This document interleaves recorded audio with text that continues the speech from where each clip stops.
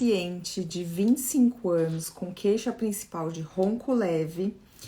Ele não quer trabalhar com nenhum tipo de aparelho que venha a alterar a sua oclusão. Ele também tem DTM, e a pergunta do colega que começou agora com a odontologia miofuncional é: Patrícia, por onde eu devo começar? Tratando a DTM dele, para ela não evoluir, ou eu começo tratando o ronco e a apneia, que é a queixa principal que fez ele me procurar? E qual aparelho, mediante essa escolha, qual aparelho que eu decido para esse paciente? Então, vamos lá. Eu achei uma pergunta extremamente interessante por conta de ter várias dúvidas que eu recebo diariamente de colegas. Então, a primeira dúvida foi: sendo a queixa principal do paciente o ronco leve, eu devo utilizar o moldável ou o não moldável, uma vez que ele não quer que altere a oclusão dele? Então, quem já fez o curso e quem já está familiarizado com os aparelhos sabe que o moldável é específico para esse tipo de paciente. Ele já, pelo diagnóstico de ronco leve, ele decidiu entrar com o S2, que na minha opinião é um aparelho muito confortável, o S2 não moldável. Porém, com a preocupação da oclusão dele, ele me questionou se o moldável seria o mais interessante. E aí eu vou começar a dar o meu parecer em relação a todas essas dúvidas, porque eu tenho bastante casos semelhantes, tá? Então, em primeiro lugar, eu perguntei se foi feito polissonografia, ele falou que não foi feito ainda.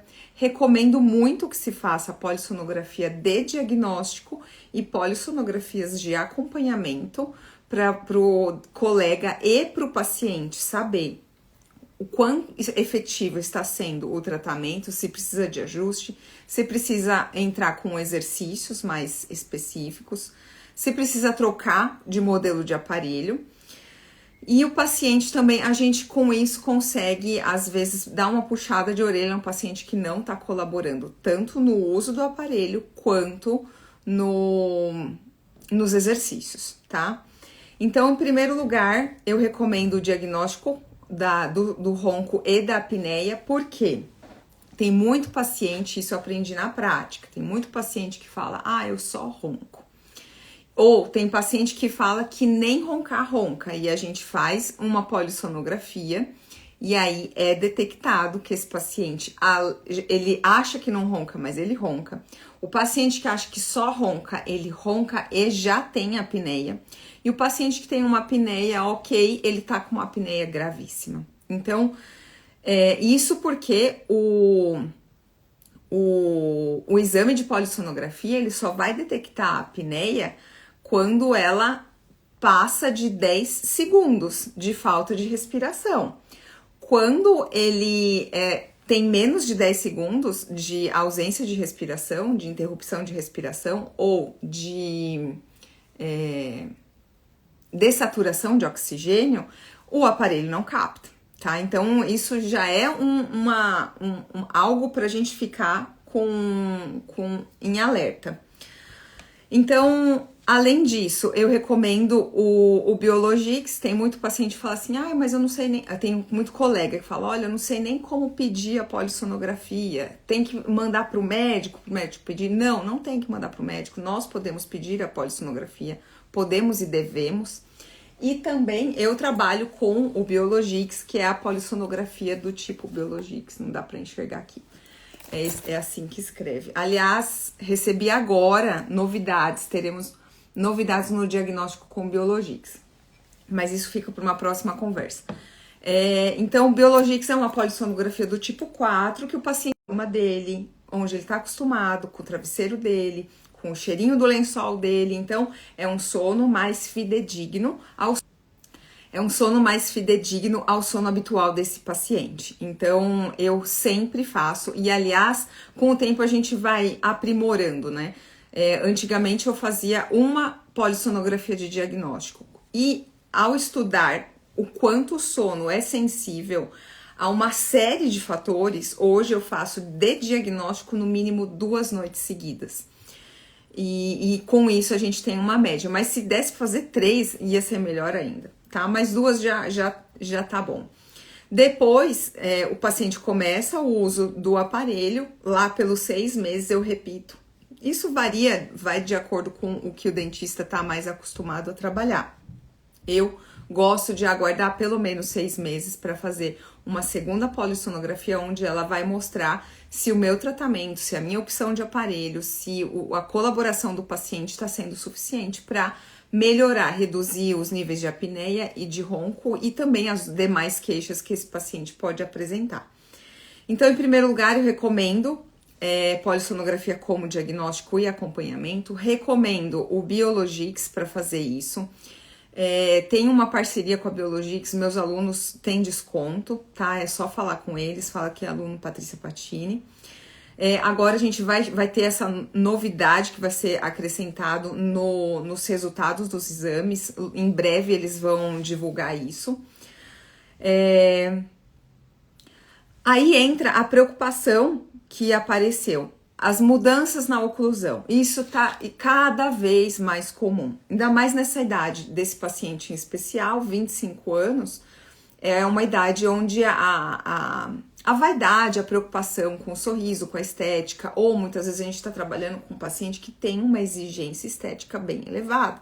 Então é importante a gente respeitar isso, tá? Porque sempre que a gente coloca o MyoBrace ou o Myosa e corrige junto as disfunções musculares desse paciente, posicionamento de língua, afasta as bochechas, reposiciona lábio, desprograma a força exagerada do mentoniano, a gente tem naturalmente, a gente tem uma otimização dessa arcada. Então, opa, perdão, eu chutei aqui. Deixa assim. Então, é natural que venha sempre apresentar algumas mudanças. E às vezes a gente fala assim, nossa, esse paciente tem uma arcada tão boa, bem desenvolvida tal, não vai mudar nada, e de fato não piora, jamais piora, a não ser que o paciente use de forma errada. Mas, quais são as mudanças? Sempre tem uma otimização no formato da arcada. Eu mostro isso na minha aula de caso clínico de paciente adulto, onde muitas vezes o paciente tem um formato de arcada mais assim, a gente acha que tá ok, e aí o MyoBrace vem e faz isso. Porque ele coloca a língua no lugar e afasta a musculatura que mantém aquela arcada um pouco mais atrésica ou num formato mais em V. Enfim, de qualquer forma, é muito importante que o paciente saiba que pode ocorrer alterações, mas é sempre para otimizar, tá? Isso a gente tá falando desse caso em especial, que é um paciente que já vem de um tratamento de alinhamento. É importante falar para ele que se a gente não usar a opção do aparelho moldável, isso vai acontecer, mas vai acontecer de forma positiva. E aí eu preciso entrar no que eu falei agora há pouco. Mudanças de forma negativa ocorrem quando o paciente não usa corretamente e não faz os exercícios, tá? Contudo, é possível...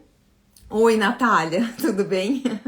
Contudo, é possível reverter possíveis alterações, tá? De qualquer forma, tem que falar para o paciente antes, o combinado não sai caro. Como o questionamento, esse caso ficou muito rico de informações, eu anotei bastante coisa, tá? Então, eu tô seguindo aqui um roteirinho para não esquecer de nada.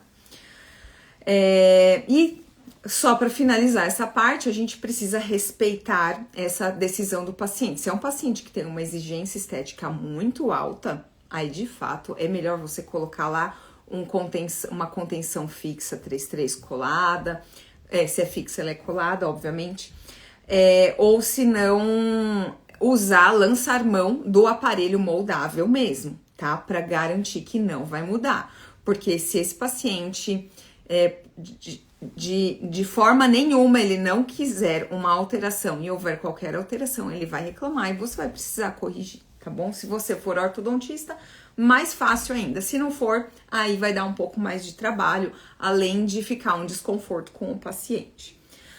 Ok? Aí, continuando, ouvindo o áudio do colega que me mandou, ele falou assim, eu pensei logo de cara num S2 moldável para não ocorrer mudanças oclusais. Ok. Agora, a Patrícia vai falar da experiência dela com o S2 moldável. O S2 moldável, ele é bem rígido, tanto que no catálogo, acho que eu tenho um catálogo aqui. Aliás, é uma coisa que eu recomendo todo mundo, sabe? Ter na mão. Ó, se eu virar aqui um pouquinho pra vocês, tem ali a minha impressora e fica ali do ladinho. Tem que ter na mão isso aqui pra consultar, ajuda demais. Quando a gente pega aqui o catálogo, a gente vai ver que tem aqui, que tá escrito melhor conforto e aqui melhor retenção, tá? Mas entenda que a melhor retenção é um maior desconforto. De fato, é desconfortável. Mas, se a gente comparar com uma placa de acrílico, ok, tem muito paciente que usou placa de acrílico, quando a gente coloca a MyoBrace, ele fala que é o céu, que é uma maravilha, porque comparando, ainda mais dependendo do modelo e do material que a gente escolhe, realmente é muito mais confortável, além de todos os benefícios que traz. Vou deixar isso aqui caso precise consultar. Então, na minha opinião, eu colocaria um S2 moldável em último caso mesmo. Então, eu sugiro para esse colega conversar com esse paciente sobre essa possibilidade. Se ele fizer a parte dele, não vai mudar a oclusão, e se mudar, é facilmente reversível, tá? Por conta disso, a minha preocupação maior é o desconforto. Eu, particularmente, acho o S2 bem desconfortável. E eu falo isso porque eu coloquei na minha boca. Eu tive uma paciente que não teve como adaptar na boca dela. Era um caso muito de uma rigidez mandibular, muscular da mandíbula muito forte. E a gente não conseguiu, eu não consegui manipular ela para encaixar no encaixe da arcada inferior, então eu não usei nela. E eu falei, quer saber, eu vou usar esse trem em mim. E eu recomendo todos os dentistas que experimentem, tá bom? Nossa, é uma coisa que vale muito a pena. Ah, eu vou gastar um aparelho. Não, você tá investindo em você, em conhecimento e confiança. Quanto mais você conhece alguma coisa, mais confiança você passa para o seu paciente. Então, é muito importante, de vez em quando, pegar um modelo ou outro e deixar para você experimentar e usar de demonstração, tá bom? A gente passa muito mais segurança também pegando aparelhos e demonstrando. Eu tenho uma prateleira ali que eu tenho um K2 para eles verem como que é com a grade, eu tenho um TLJ, eu tenho um A3, eu tenho um TMJ, então eu tenho alguns espalhados aqui pelo consultório que faz muita diferença ter na mão. Continuando, e aí o que ele falou? A queixa principal era o ronco leve, porém durante a consulta, durante o bate-papo com o paciente, o colega detectou que esse paciente tem DTM e há muito tempo. Muitas vezes o paciente não relata, só quando a gente faz a consulta completa, né? E aí vem um grande aliado para quem trabalha com a odontologia miofuncional, é a ficha de avaliação miofuncional. A antiga já era muito boa, apesar de simples, ela era muito boa. E eu gosto muito de usar esse termo, o simples, muitas vezes ele causa desconfiança, mas ele funciona. E funciona muito melhor do que coisas complicadas. Então, a ficha de avaliação, ela foi aprimorada, ela ganhou um upgrade e a gente vai divulgar ela no agora de agosto. Quem não tem ainda, peça para a educadora, para os educadores da MyoBrace, que eles encaminham para você, tá bom? Então, dica atual, dica fresquinha, é a ficha de avaliação miofuncional nova. Com ela, a gente consegue captar e através das questões, do preenchimento dela, coisas que a gente pode esquecer numa consulta ou outra, ou coisas que o paciente jamais falaria se você não perguntar, porque ele acha que não é um assunto que se leva para o dentista, tá? Mas que ajuda muito a gente a fechar o diagnóstico. Esse paciente relatou dor à palpação, dor muscular à palpação, e algo um pouquinho mais grave, que é a dor muscular espontânea.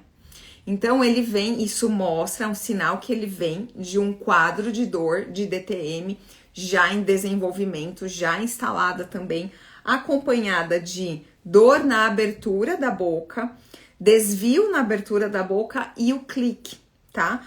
E sobre o desvio na abertura de boca, que alerta que ele acende pra gente? Preferência mastigatória unilateral. Então, esse paciente pode já estar apresentando, ele tem disfunção muscular, com certeza por um posicionamento mandibular ruim, pode estar associado ou não geralmente está a uma respiração bucal mista. E agora, com o desvio na abertura, a gente detecta a preferência mastigatória unilateral, que é confirmada depois com análise facial, com análise da radiografia, o formato dos côndilos e uma série de coisas que eu não vou ter tempo de explicar agora aqui. Mas a gente pode gravar outros vídeos falando sobre isso, tá bom? E aí ficou a dúvida do colega, Patrícia, por onde que eu começo? Eu uso o S2 moldável? Eu uso um TMJ? Qual que é a preferência? Qual que é a emergência? Qual é a prioridade nesse caso? E aí ele perguntou, né? Eu começo pela linha maiosa por conta do ronco e apneia, que pode virar aí, aliás, o ronco que pode virar uma apneia, uma vez que a gente está considerando que ele apenas tem o ronco. Ou eu foco nos sintomas da ATM pelo tempo que ele sofre e pelas consequências que já estão aqui instaladas, tanto na parte articular, que é o clique, que é o desvio da abertura, quanto na parte muscular, que são todas as dores que o paciente tem. E aí ele pergunta, ele no final do áudio ele fala assim, S2 não moldável, por ser mais confortável, associado ao TMD, para o paciente usar durante o dia. O TMD, ele é moldável, então ele vai conseguir pegar o registro do formato da arcada e do posicionamento dentário inferior. Dessa maneira, ele usando durante o dia, mantém esse alinhamento, só que é só posterior, tá? Preciso deixar claro que ele só vai garantir esse alinhamento posterior. E o S2 à noite para ele dormir. Então, o que eu diria? Em primeiro lugar, não se preocupe em utilizar um aparelho específico para ronco e apneia em pacientes que têm DTM, porque os aparelhos de ronco e apneia, eles vão tratar a DTM porque eles também vão descomprimir a articulação, também vão desencorajar a musculatura que causa o apertamento e as dores. E com isso vai relaxar também a musculatura. Então é possível sim tratar DTM com o aparelho específico para o ronco desse paciente, tá? Então fica tranquilo. Eu não usaria o TMJ, porque a gente pode lançar mão de outros modelos de aparelhos que tratam outras coisas ao mesmo tempo, de uma maneira um pouco mais específica ali, atuando em alguns pontos bem importantes. E então, agora, beleza, ok, chegamos nessa conclusão. Agora a pergunta fica, S2, moldável ou não moldável? Eu recomendaria, por ser o primeiro aparelho que esse paciente está utilizando, eu recomendaria o não moldável. Por quê? O S2, para mim, ele é o queridinho da linha maiosa. Dessa linha aqui, o S2 é o mais confortável que tem.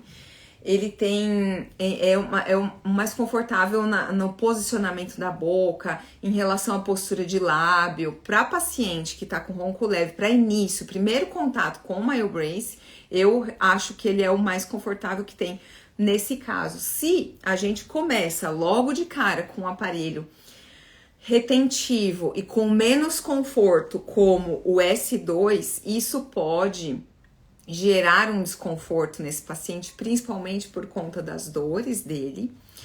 E isso pode também desencorajá-lo a continuar o tratamento, porque ele vai precisar de um esforço maior para se acostumar. Ele vai passar por um incômodo maior para se acostumar com o tratamento. A fase de adaptação dele vai ser mais chatinha.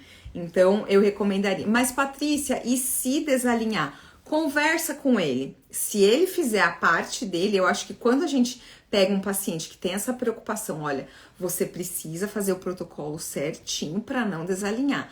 Você tem aí uma carta na manga, um argumento de aliado seu para ele colaborar mais ainda.